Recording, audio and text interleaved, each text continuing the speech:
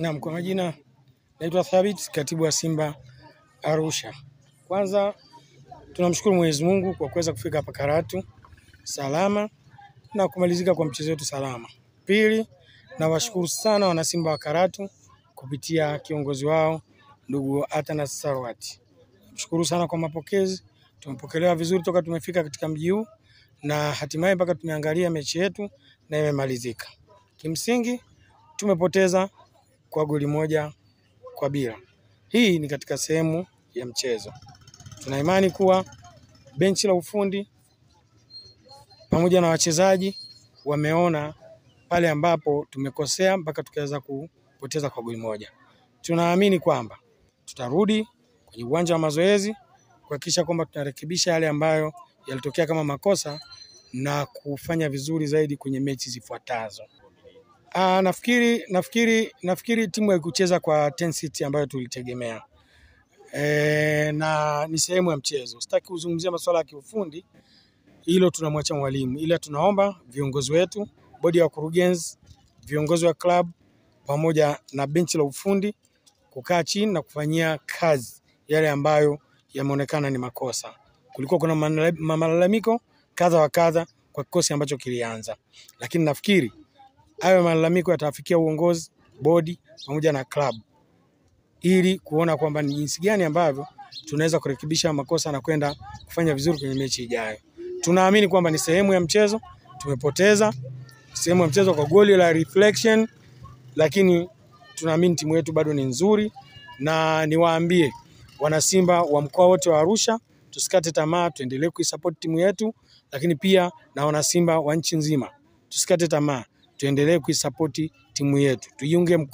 Tuunge mkono viongozi wetu, benchi la ufundi pamoja na timu yetu. Huu si wakati wa kunyoshana vidole. Ni wakati wa kujipanga na kuhakikisha tunafanya vizuri kwenye mechi ambazo zimebakia. Lengo hasa ni Simba Family Tour. Tuna kitu kinaitwa Simba Family Tour, ambayo tour hii ilianza kwenye matawi ya ndani, imetoka wilayani. Tulikuwa Munduli, nadhani unakumbuka, wakati wa Simba Week. Tukaenda Longido kwa maana ya Namanga, na leo tuko Karatu kwenye lango kuu la utalii la nchi hii.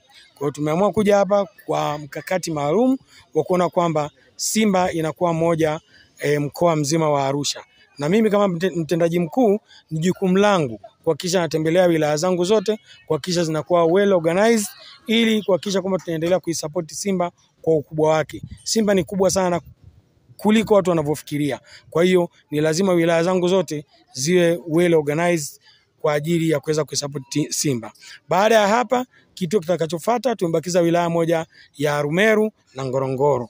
Nadhani next match tutatoa taarifa, tutakwenda Arumeru na baadaye tutamalizia katika wilaya ya Ngorongoro.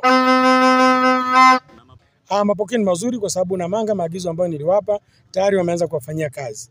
Na hapa Karatu nadhani umesikia mwenyewe, mwenyekiti amesema hayo yatafanywa kazi na tutapata mrejesho hivi karibuni. Na bahati nzuri wana Simba ni watu waelewa sana, wana IQ kubwa. Kwa hiyo yale ambayo tunahimizana nadhani yatafanywa kazi na tutapata mrejesho hivi soon. Sio jambo la kawaida kuwatoa wana Simba Arusha kilomita nyingi kwa gharama zao kuwaleta hapa kwa hiari. Hili ni jambo kubwa sana. Na mimi niwapongeze sana wana Simba ambao nimepatana nao, viongozi wa matawi. Niwapongeze sana na niwaambie kwamba hapa ndio kama tumeanza. Hamasa itaendelea mpaka kuhakikisha kwamba tunaweza kufikia malengo ambayo tumejiwekea.